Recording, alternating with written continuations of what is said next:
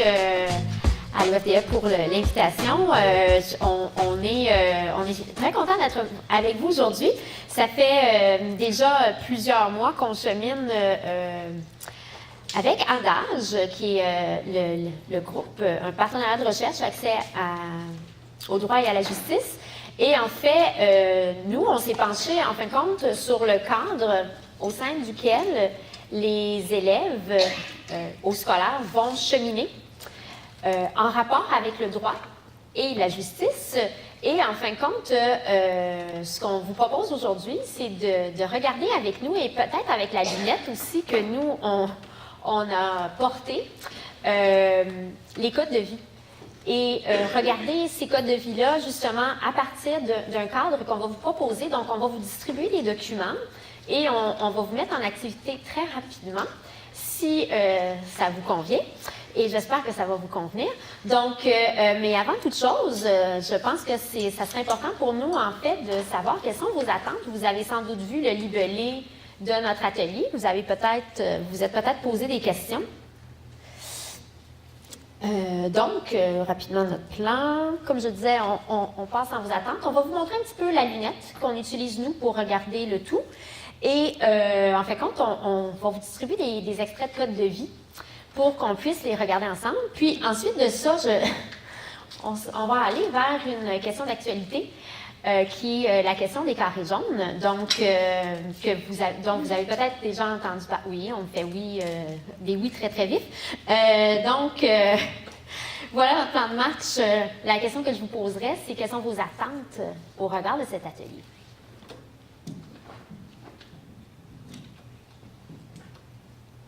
Avez-vous des attentes à l'égard de cet atelier?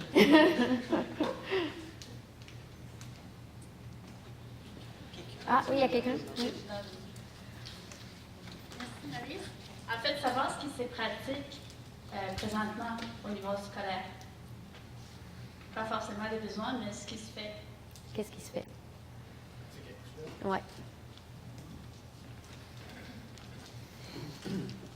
Moi, ce qui m'intéresse, c'est la réponse à la question de qui protège-t-il les droits?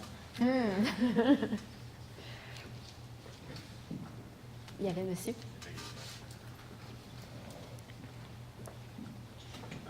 Avoir des outils pour que les écoles puissent avoir un regard critique de leur code de vie. Super. Bonjour. Bonjour. Moi, ma question était par rapport à, admettons, un code de vie, des éléments d'un code de vie sont vus comme étant, j'ai mauvais en tête, c'est pas un bon mot, mais vous comprenez. Comment on change ça? OK. Donc, qui serait problématique. Merci beaucoup. Comment est-ce qu'on peut les changer? Oui. Moi, ce serait de voir comment est-ce que l'ajustement mutuel des élèves, ou quel est le rôle, en fait, des élèves dans la définition, puis après ça, dans la mise en œuvre des codes de vie. Est-ce que c'est juste une loi extérieure ou quelque chose qui s'approprie? Oh, super.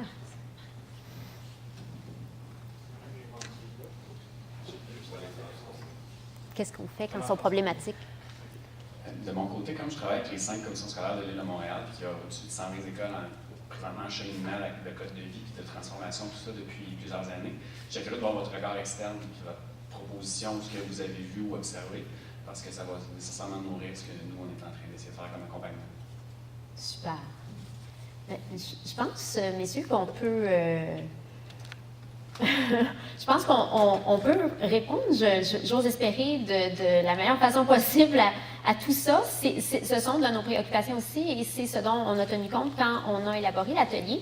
Et puis, en fait, je vous dirais que oui, on va partager un peu où on en est rendu dans tout ça, mais je pense qu'il y a des questions là-dedans qui, en fin de compte, dont les réponses vous reviennent.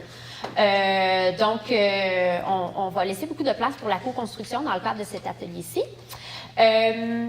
Et nous, en fin de compte, c'était notre intention, en fin de compte, c'était de vous donner des outils. On parlait d'outils, c'était de donner un cadre d'analyse qui peut être pertinent pour certains.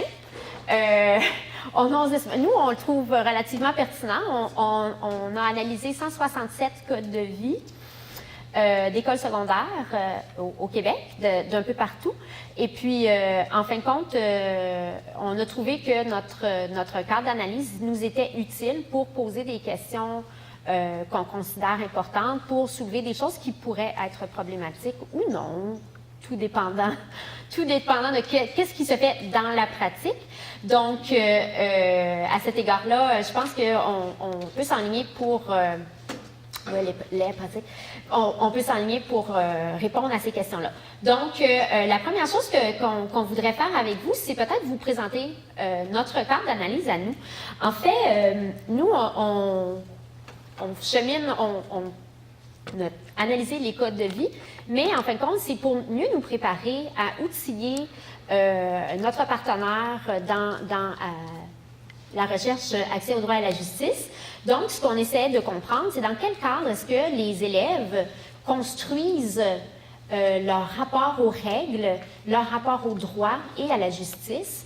Et en fait, ce que la recherche semble démontrer, plusieurs recherches semblent démontrer, c'est que les règles de l'école constituent, en fin de compte, un cadre proto-juridique.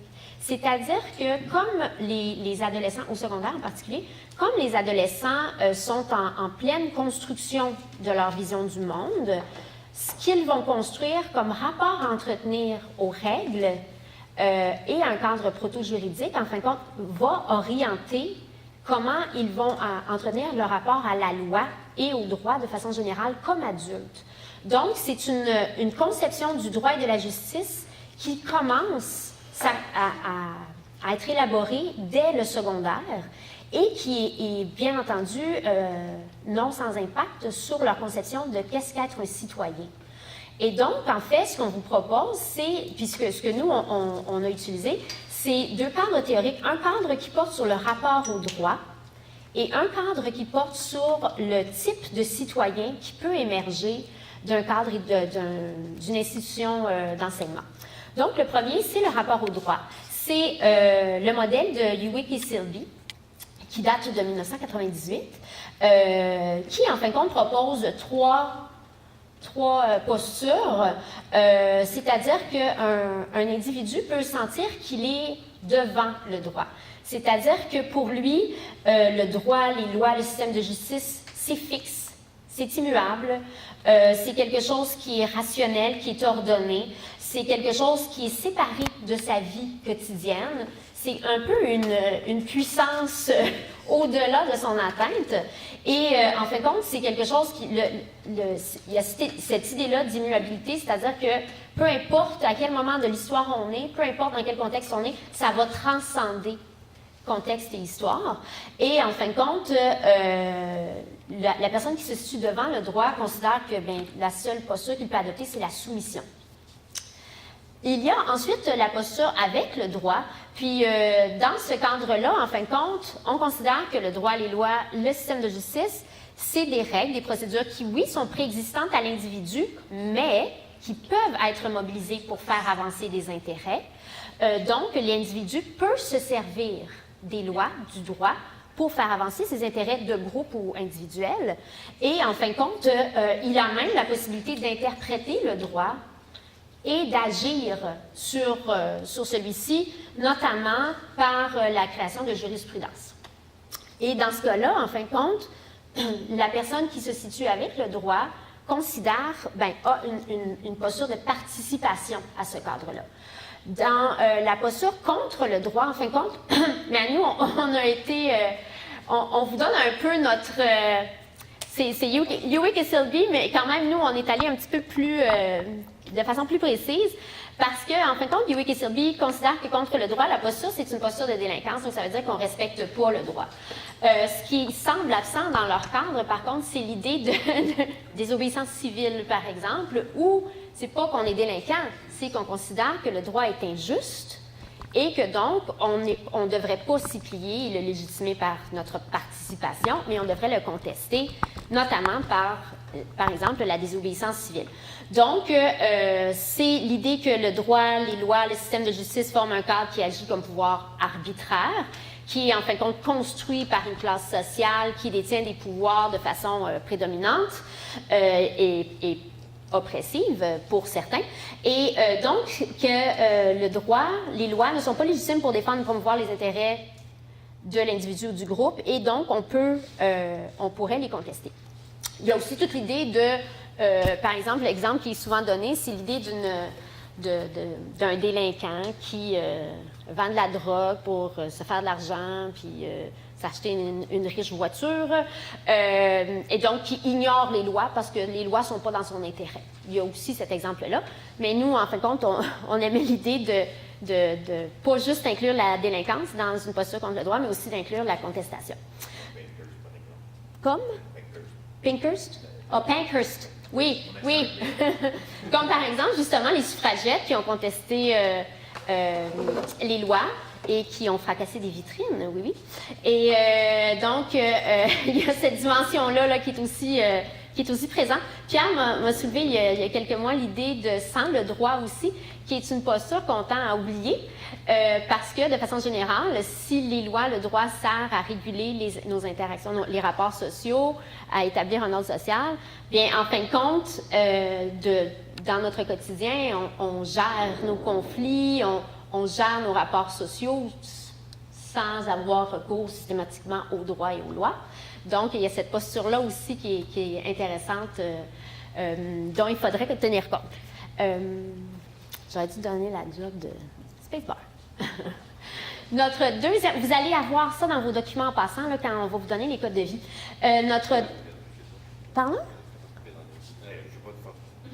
Parce que la seule fois où après ça, j'ai une excuse, je ne sais rien. Je sais absolument rien, ça a l'air. Tag, c'est toi. Juste bientôt. Oui, donc, on vient de voir un premier ensemble, un premier jeu de réflexion théorique. Il y en a un deuxième qui, lui, vient de West Hammer et Cannes, notamment. Il manque des choses, on pourrait dire, dans leur façon de voir, un peu comme on l'a dit tantôt pour le premier ensemble d'idées de théorie. Dans celui-ci, il en manquerait aussi, mais partons quand même de ce qu'il y a là. La première, enfin, il y a trois raisons. Je recommence par le commencement, excusez-moi. Ces deux chercheurs-là ont voulu voir ce qui se faisait dans les écoles aux États-Unis, dans une dizaine d'écoles, ce qui se faisait pour former les élèves en tant que citoyens. Qu'est-ce que l'on faisait concrètement, pas juste ce qui était écrit que l'on allait faire, mais ce que l'on faisait réellement, y compris à travers le service communautaire, de toutes sortes de façons, dans les curriculums, etc. Donc, ils sont allés voir, et ils ont classé ça ensuite, et ils ont fait émerger de cela trois grandes catégories, et c'est ce qu'on présente maintenant. Trois raisons pour lesquelles on veut former les élèves à l'école, le type de citoyens que l'on veut obtenir, qu'on veut créer, qu'on veut façonner à l'école de trois façons différentes. La première, c'est celle qui est, le type 1. Dans le fond, l'élève, par exemple, qui serait un bon citoyen, deviendrait quelqu'un qui va accepter de donner aux pauvres. S'il y a une quête qui est faite, on donne des vêtements aux pauvres, et voilà, on est fin, on est bon. On peut aussi respecter le code routier, pas aller trop vite, être poli avec son voisin, être égal. Ce genre de choses, ce genre de citoyen-là, qui est assez conforme et qui, dans les faits, pourrait être un très bon citoyen aussi dans une dictature. Ça ne gênerait pas quelque dictateur que ce soit d'avoir un citoyen comme celui-là, parce qu'il va être obéissant, il va écouter. C'est pas un mal, moi j'ai rien contre le fait que mes voisins soient polis avec moi, c'est pas la question, mais on n'a pas besoin d'être en citoyenneté dans la démocratie, pour avoir ce type de comportement citoyen, de rapport à la cité. Le deuxième type, et là, je ne résume pas s'il est écrit parce que vous pourrez le lire.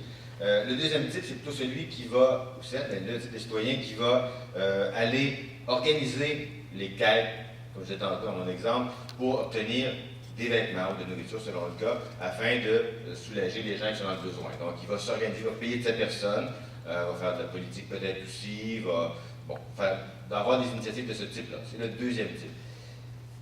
Il y a un troisième type qui existe, et le troisième type se dit, comment se fait-il que dans une société aussi riche que la nôtre, il y ait besoin de récolter des ressources pour les redonner? Pourquoi faut-il chercher des vêtements pour les donner? Pourquoi y a-t-il des pauvres? C'est quoi la racine sociale de ce problème-là? Et ça, ça peut faire davantage avancer une démocratie. Je ne dis pas que c'est mauvais d'avoir le type 2 non plus. On a besoin de gens qui s'occupent de solidarité. C'est une forme de solidarité quand même. C'est pas seulement carriériste que de faire ça, ou peu importe. C'est important et c'est beau. L'un n'exclut pas l'autre. Il peut y avoir aussi donc des troisième types qui se disent, mais pourquoi? Et une fois qu'on se pose la question pourquoi, comment on fait pour le changer ensuite peut-être? Ou bien si on demande des changements qui vont à l'encontre de la justice sociale, Pourquoi on devrait accepter ça et qu'est-ce qu'on peut faire pour l'empêcher? Donc, ce sont 3 types très différents. On a dit dans notre recherche qu'il en manquait 2. Dans le fond, il y a un type, le type anomique, là, qui, un peu comme les Bougons à l'émission de télé autrefois, qui va se servir de ce citoyen qui est tout à fait en dehors de ce contexte-là. Aucune école a voulu former ce type de citoyen. Dans l'échantillon de West American, il n'y en avait pas. Je ne dis pas qu'il arrive, je ne sais pas s'il y en a. C'est vrai, il arrive, mais ils ne sont pas recherchés en tout cas. Voilà, on ne les a pas trouvés dans les curriculums.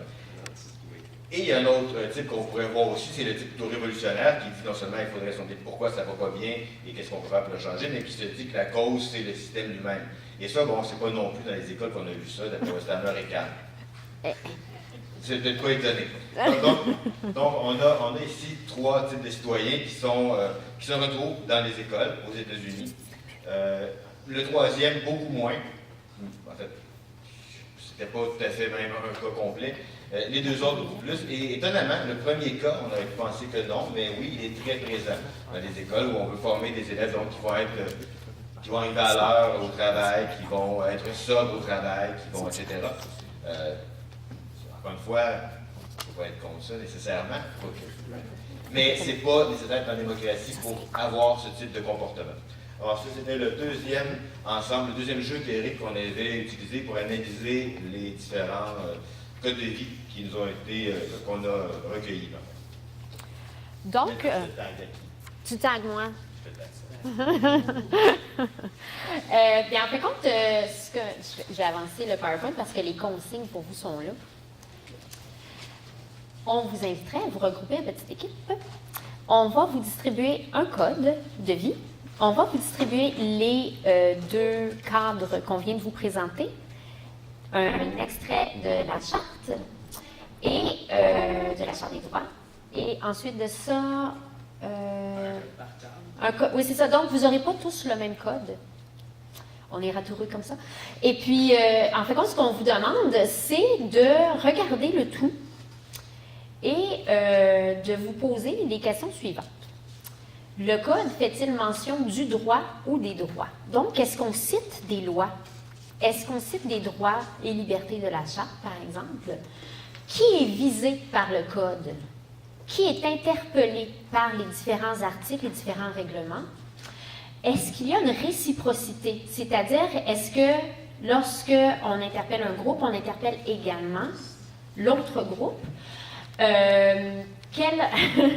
partir de la typologie du rapport au droit, ce qu'on vous demanderait, c'est d'essayer de voir, en fonction du devant le droit, avec le droit, contre le droit, quel type de rapport au droit peut émerger de ce code de vie-là.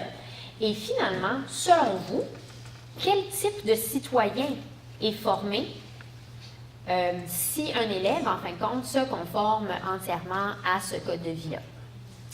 Donc, bien, vous avez un gros mandat, mais on va vous donner du temps, puis on va circuler. Alors, on vous y lance.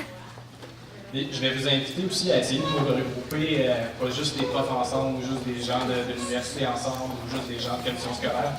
C'est d'avoir un peu du monde de chaque c'est ça, de diversité. Tu leur as-tu donné code? Est-ce qu'on a...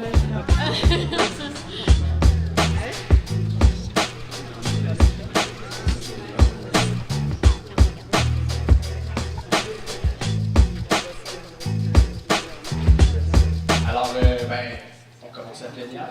Oui. Est-ce qu'il y en a qui voudraient commencer par parler un peu du règlement qui ont examiné aujourd'hui?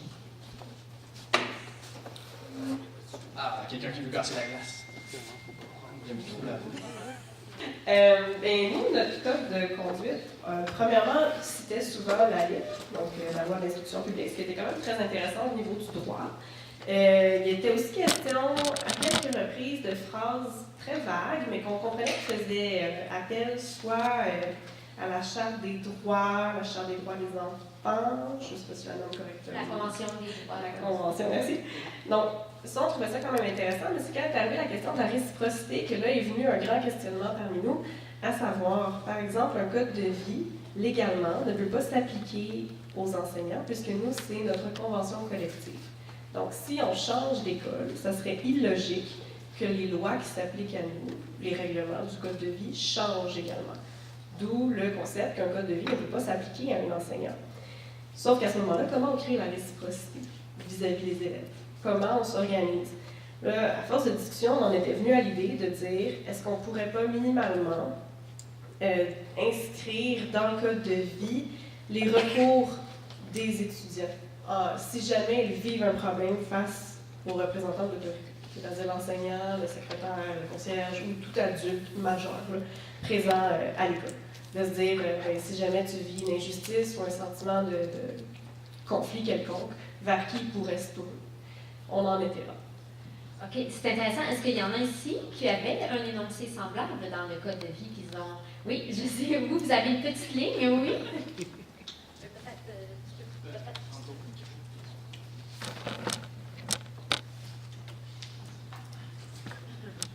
C'est flou, mais c'est tout de même là. Tout élève peut se prévaloir de cette charte auprès des autorités compétentes qui se croient lésées dans l'un ou l'autre de ses droits. Et donc, cette charte, on fait référence à la charte des droits de la personne ou au code de vie?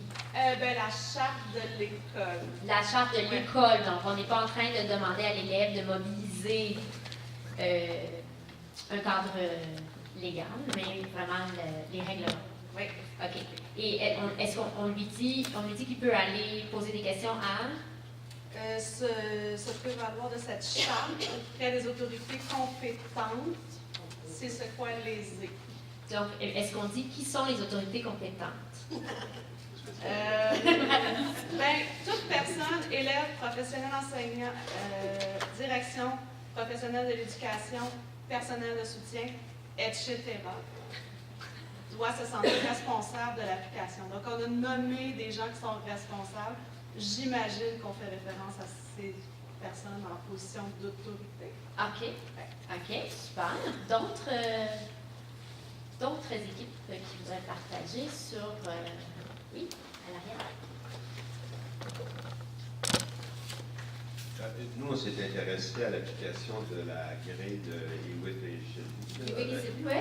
Et puis, d'abord, nous, on trouvait que le code, c'était intéressant au plan de la lisibilité. Le problème en droit, en général, c'est pas 40 articles que personne va lire parce qu'ils sont pas lisibles ou compréhensibles. C'est très efficace comme modalité. Mais il y a deux colonnes. Il y en a une qui s'appelle règles. Et là, c'est vraiment. Puis il y en a une autre qui s'appelle raison. Là, c'est très intéressant. Parce que la règle, c'est vraiment avec le droit. Parce que c'est marqué ici à l'école, Fréchette, je respecte. Ici à l'école, je fais. Non, tu sais, c'est moi, là. Finalement, c'est moi l'élève. Non. Alors, on s'est demandé où l'élève, mais est-ce que les profs ne devraient pas respecter les mêmes règles? Ça devrait être quelque part. Mais en tout cas, on ne peut pas pousser plus loin. Mais quand c'est marqué raison, puis même si cette distinction-là est intéressante, je trouve que c'est. Oui. Moi, je trouve, mais je pense qu'on le voit tous, que ça avait du sens de justifier la règle, en fait. Ce qui généralement manque.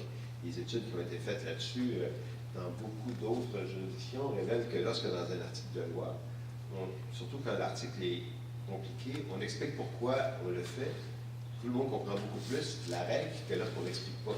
Parce que sinon, ça devient une abstraction. Alors, de fait, que ce soit marqué raison, c'est intéressant. Mais dans raison, c'est vraiment devant le droit.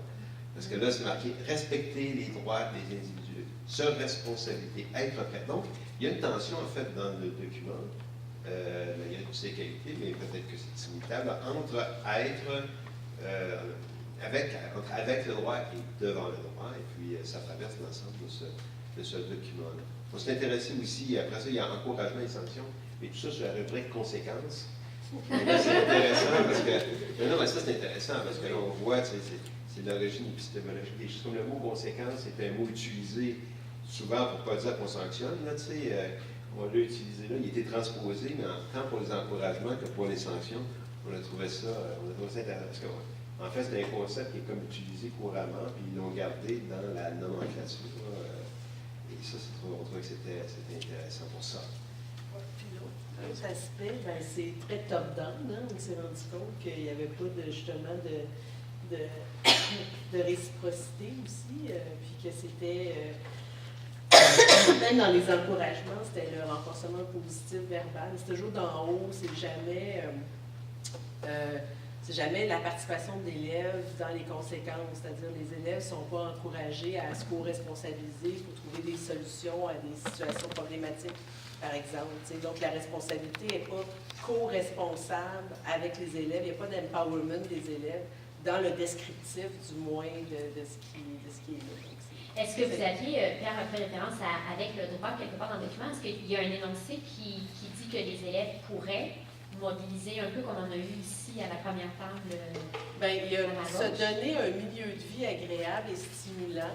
Donc ça, c'est dans les raisons, c'est pas, en utilisant de façon responsable le bien commun, mais se donner, des fois la formulation des verbes fait en sorte que ça pourrait être interprété ou être appliqué d'une façon, mais on ne connaît pas la pratique, là, on ne connaît pas ce qui arrive empiriquement avec ces règles-là, donc mais on pourrait penser que ça pourrait être appliqué de façon plus positive. Donc, au lieu d'être du droit négatif, on pourrait penser qu'il pourrait y avoir des aspects plus positifs du droit, plus participatif. OK, donc peut-être que l'idée de se donner ce milieu-là, ça viendrait du fait que les élèves participent à élaborer un cadre qui... Oui. En fait, il y a quand même un encouragement. Dans ton encouragement, il y a un certain nombre de dimensions positives, si je peux dire, mais c'est quand même un encouragement qui est donné par l'autorité.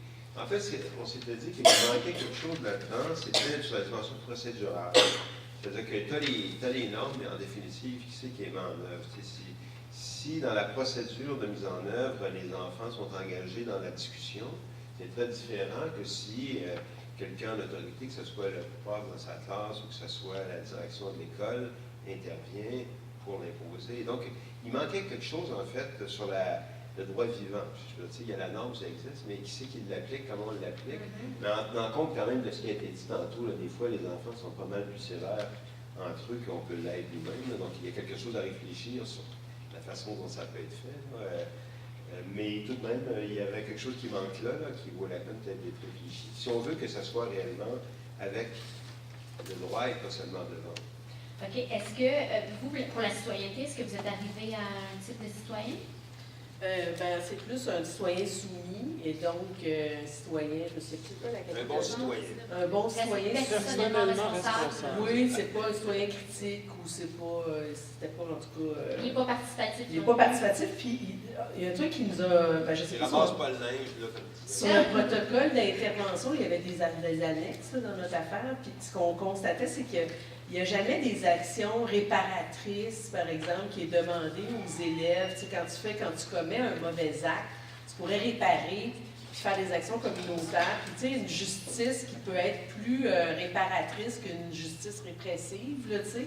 Puis là, c'est très... il n'y a pas de réparation jamais, il n'y a pas d'action communautaire, il n'y a pas de, tu sais, même de soutien, comme je dirais, presque psychosocial, là, ou de, tu sais, de trucs... c'est très axé sur la répression et la sanction tout le temps. Alors que dans une dimension, une pratique plus procédurale de la normativité, il y aurait peut-être plus de place pour cette réparation. De quelle façon il faut réintégrer la classe de façon pacifique. C'est intéressant, il y a eux, cette table-ci, dans leur code, il y a une mention d'une dimension plus pédagogique, un peu, ben, disons, on va le mettre entre guillemets. Je ne vais pas cynique, mais bon, je vous passe le micro.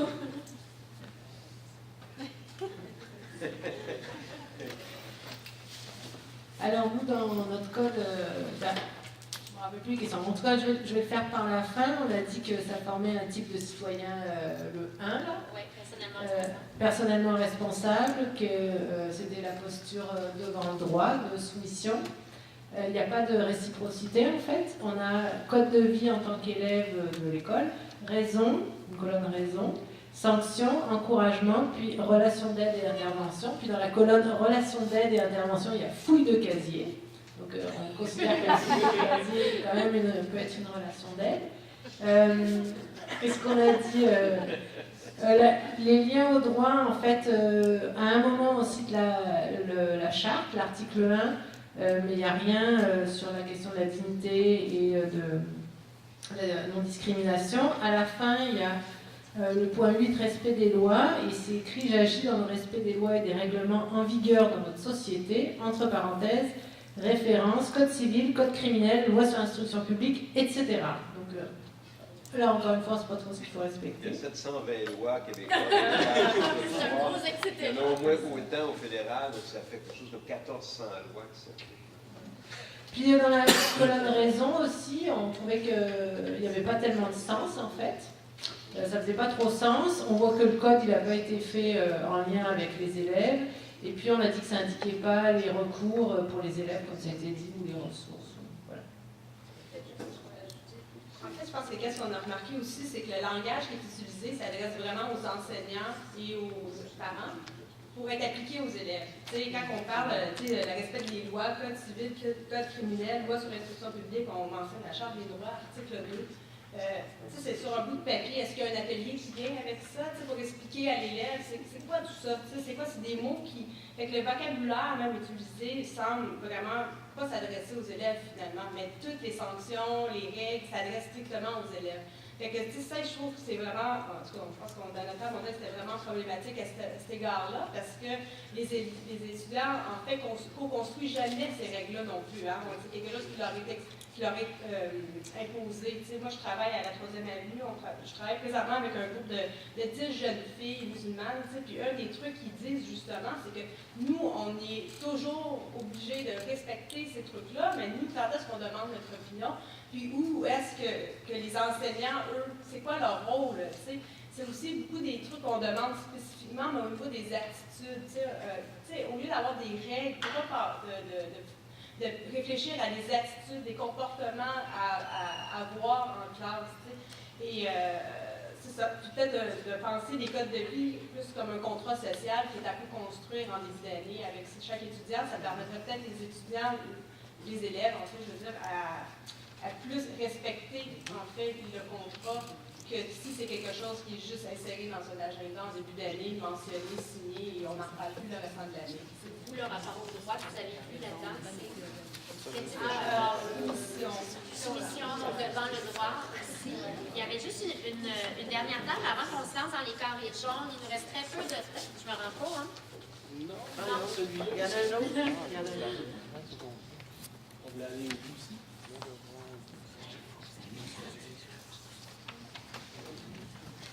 Oui, alors dans notre cas, c'est un code de vie qui nous semble très normatif. On est beaucoup dans la description d'une conformité aux normes. Ça va vraiment dans le détail. Tout est vraiment explicitement nommé. C'est une série de comportements qu'on s'attend à voir appliqués par les élèves.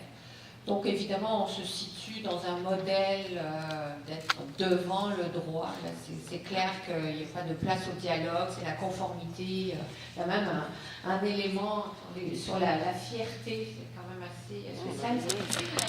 La fierté, tout acte, toute parole doit démontrer notre sentiment d'appartenance à l'école secondaire. Donc on doit être fier.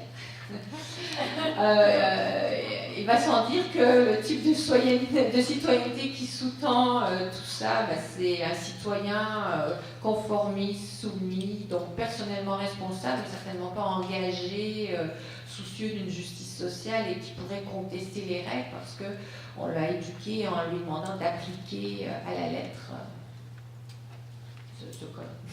Oui. Il se rend chez vous. Oui, je pense qu'il y avait des choses en fait intéressantes. Moi, petite parenthèse, là, je voyais dans notre code de vie des choses qui m'ont donné la puce à l'oreille que ça ne devait pas venir de Montréal. Notre code de vie, ce qu'il y avait d'intéressant, c'est qu'il y a une charte avant les règlements. Donc, il y a vraiment une partie charte des droits et devoirs. Ce qui fait qu'on pouvait répondre, en effet, à la première question, est-ce qu'on parle des droits des élèves? Et oui, ici, on parle des droits des élèves. Et je peux dire honnêtement que c'est très rare, moi, que j'ai vu dans des codes de vie qu'on parle des droits des élèves. Là où j'ai été surpris, c'est quand on dit « tout élève a droit à une éducation qui respecte ses convictions religieuses et morales ». Ce qui est magnifique, c'est important que ce soit écrit dans une charte et que ce soit écrit dans le code de vie. Mais là, je me suis dit, OK, il n'y a aucune direction montréalaise qui aurait la volonté politique de mettre ça dans son code de vie parce qu'il y aurait certainement des réactions connaissant comme la sensibilité autour des accommodements raisonnables, de l'espace, de la place des objets religieux dans l'espace public. Je me dis, ça ne peut pas être montréalais, ça, parce que pour une direction ici, c'est une bombe de poser un tel code de vie, ce qui est très triste. Mais ce qui amène aussi, ce qui amène peut-être un peu à cette réflexion sur ces codes de vie, on a été très critique envers ces codes de vie, et j'en suis tout à fait. Cela dit, je suis en train de me poser la question, est-ce qu'on n'est pas plus exigeant avec nos écoles dans la façon dont elles définissent leur cadre de comportement et de règlement, finalement, qu'on l'est avec finalement l'ensemble de la société, où est-ce qu'on s'entend là, on a des peines minimales encore ici, à notre connaissance, là, qui ont été imposées sous Harper et qui sont encore bien présentes, qui n'ont pas été du tout remises en question par le nouveau gouvernement.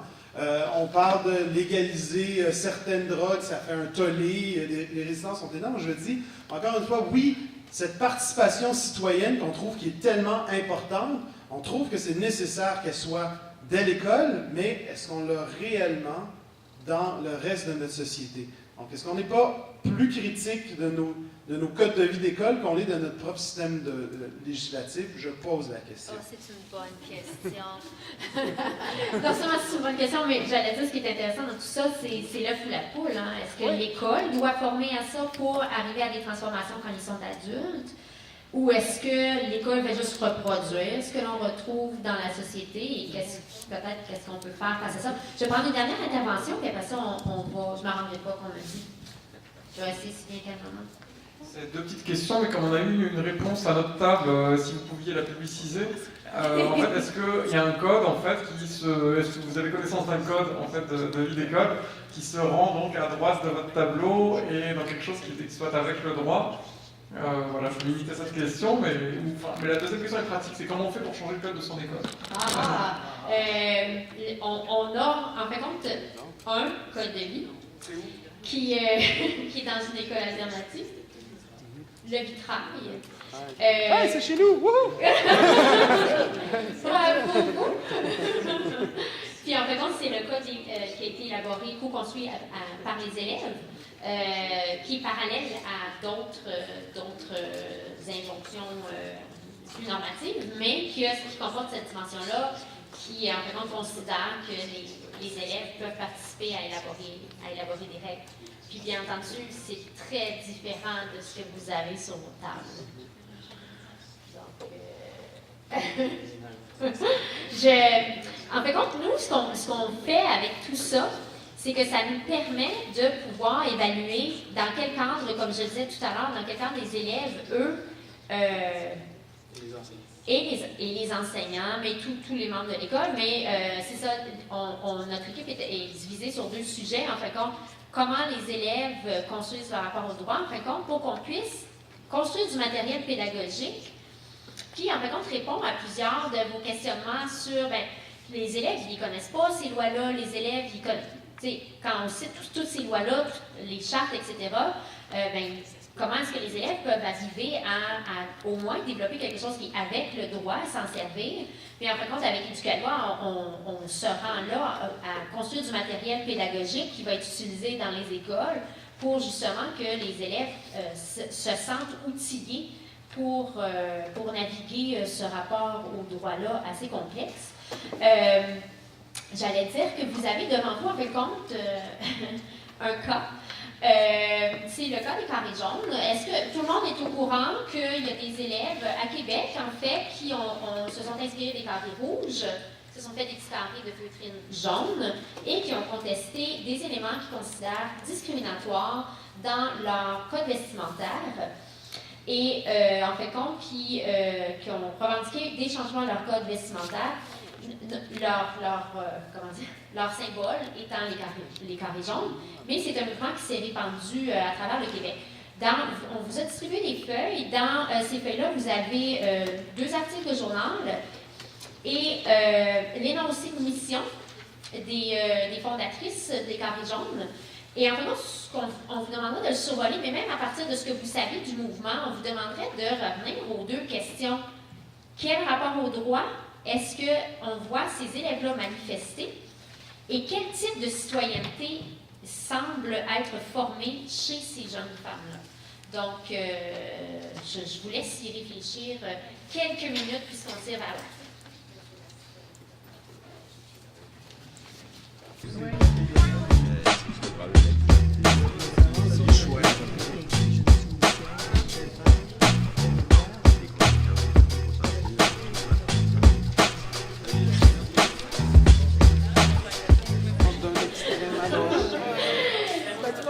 Je sais que c'est un sujet fascinant.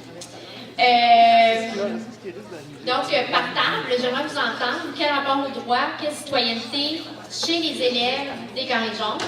Mesdames? Ah oui? Mais juste...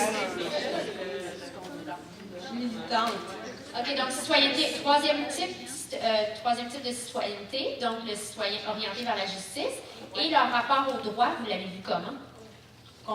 Contre le droit. OK, donc dans cette idée de désobéissance civile pour arriver à? De contestation, oui. OK, ils ont porté des jeans avec les trous aussi. Ouh! OK, la prochaine table.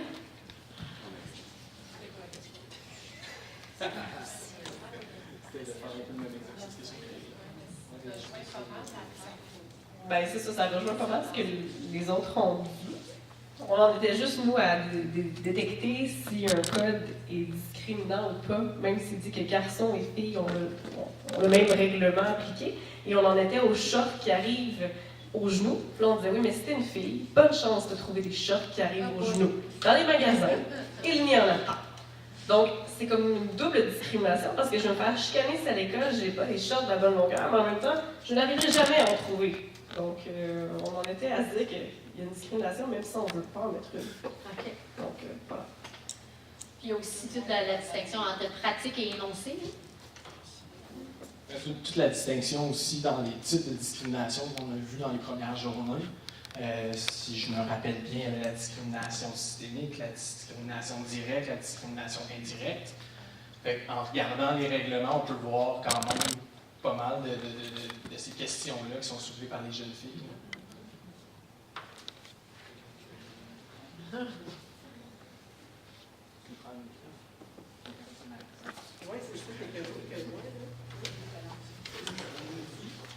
Essentiellement, pour ce qui était du rapport au droit et de la citoyenneté, je pense qu'il n'y a pas eu un grand débat autour de notre table. Cependant, on s'est beaucoup questionné aussi sur ce qui est écrit dans les codes de vie, sur ce qui est appliqué aux jeunes filles par rapport aux garçons.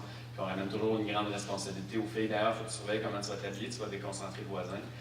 Ou pourquoi est-ce que le même vêtement d'une fille de deuxième année par rapport à une fille de sixième année ne sera pas sanctionné, mais c'est la même camisole avec la même bretelle spaghetti, on est en avant de la même place.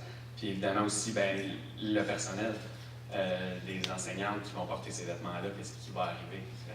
Donc, on est un peu dans ces discussions, puis quelle place justement faire à la responsabilité des gars, puis comment voir si c'est un code vestimentaire finalement qui va s'appliquer à tout le monde, puis qui ne va pas amener une pression juste sur les jeunes filles de ce côté-là.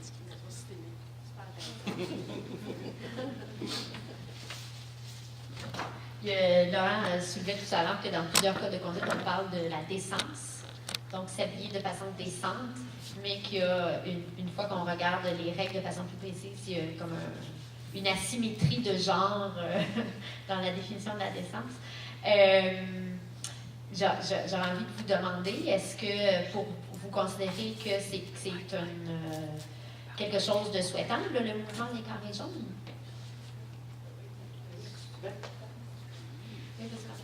Cool. En fait, on s'est dit que aussi pour la construction de l'identité puis l'émancipation, puis l'importance que les jeunes peuvent accorder à leur milieu de vie, c'est important que leur voix soit entendue lorsqu'ils ont un sentiment d'injustice et donc de dénoncer l'injustice d'un point de vue argumenté et rationalisé comme ça.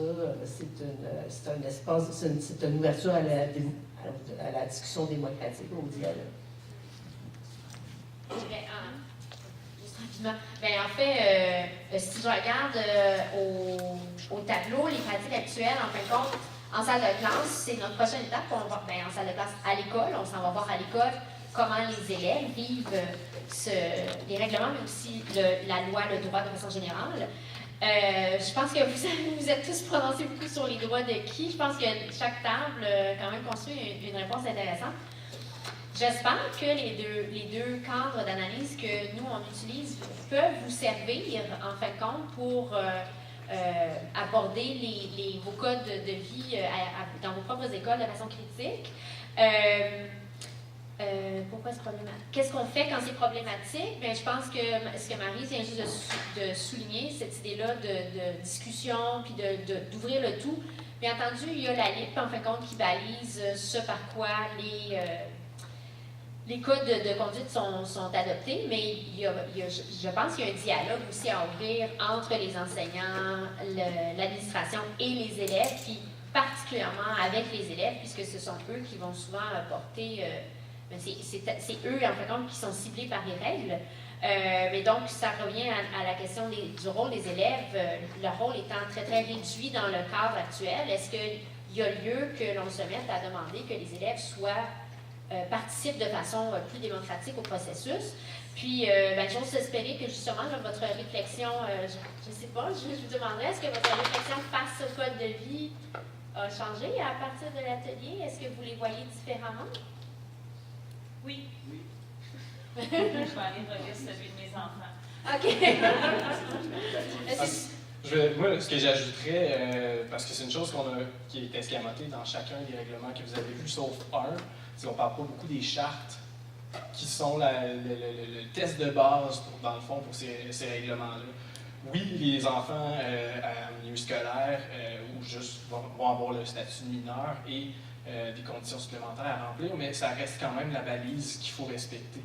Alors, peut-être en s'en allant regarder vos règlements, de regarder la charte, si je l'applique à tout ça, qu'est-ce que ça donne? Je vais laisser la parole à Marc-André pour en raconter un peu. Je veux dire, nous, on est rendu où, puis qu'est-ce qu'on voit dans les différents codes pour Oui, merci. Alors, tantôt, quand j'ai présenté Ouest-Mer et Cannes, une des choses que j'aurais pu dire et qui est ressortie de la discussion, je disais qu'il manquait des choses. Une des choses qui est ressortie, c'était l'aspect collectif qui manquait à Ouest-Mer et Cannes pour le troisième type de citoyen, qui n'est pas individuel, il est collectif. Et ça manquait aussi, c'est ce que j'ai entendu tantôt, en tout cas, dans les codes tels que vous les avez vus et tels qu'ils sont, à mon avis. Donc, l'aspect collectif par rapport à l'aspect individuel, c'est une des choses qu'on pourrait ajouter. Une autre question aussi de l'aliénation, au sens où, en fait, on présente le droit comme étant quelque chose qui est extérieur à l'humain, qui n'est pas une création de l'humain, alors que c'est une création de l'humain et par conséquent, on devrait pouvoir le changer s'il ne fait pas notre affaire, collectivement. Et pas seulement le recevoir et faire comme s'il décidait de notre vie. C'est lui la créature et non pas nous la créature.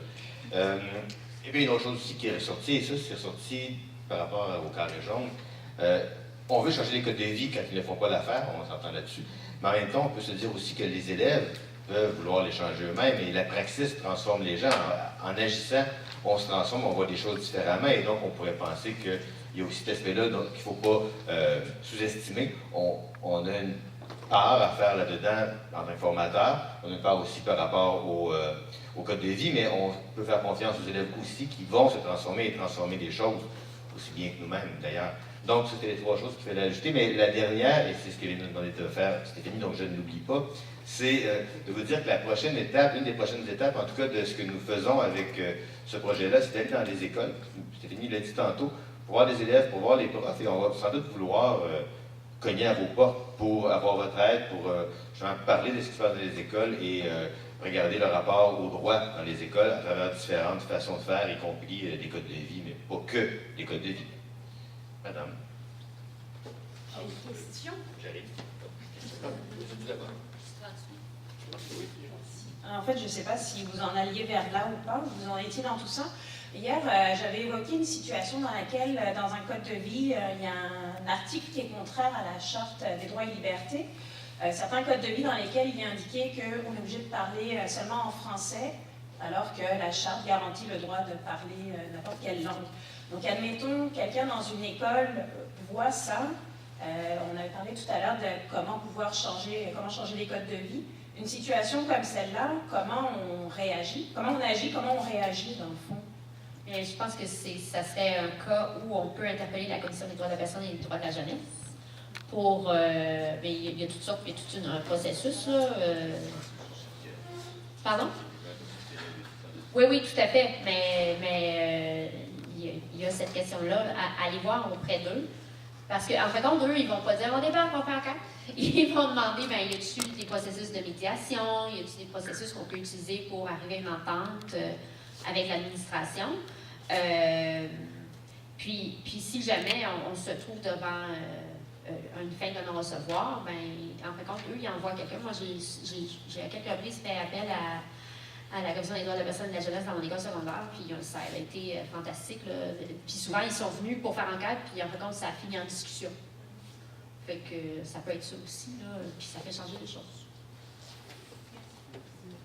Oui, en réponse à cette question, la Commission des droits de la personne a émis un avis en ce sens-là, parce que la question lui avait été posée, puis elle avait évidemment émis un avis défavorable à l'idée d'avoir ce type d'articles dans le code de vie, surtout parce que les codes de vie donc, ont des conséquences disciplinaires.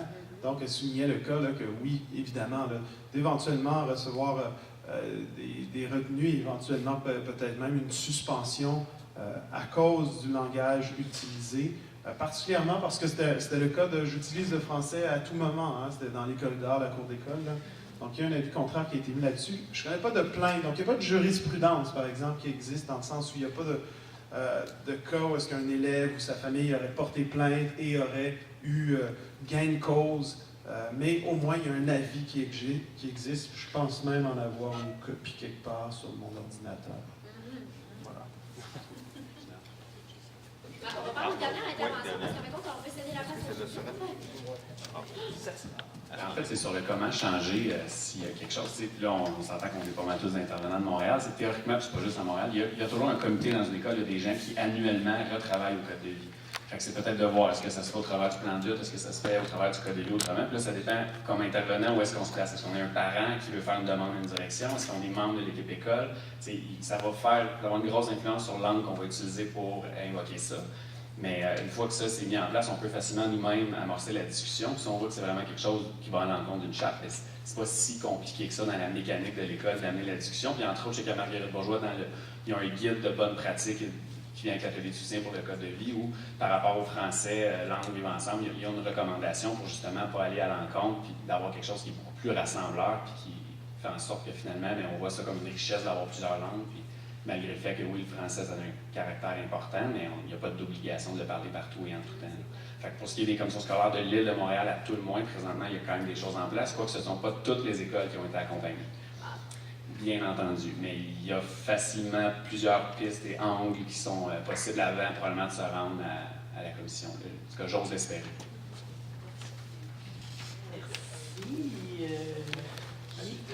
En fait, pour l'information légale, vite fait, la loi sur l'intimidation qui est sortie il y a quelques années a prévu justement que la direction se faisait présenter aux élèves les règlements en question et en faire la révision. Fait que c'est le conseil d'établissement qui peut en faire la révision, puis en tant que parent ou en tant qu'enseignant, il y a des sièges là-dessus qui vous sont réservés parce que vous pouvez amener ces problématiques.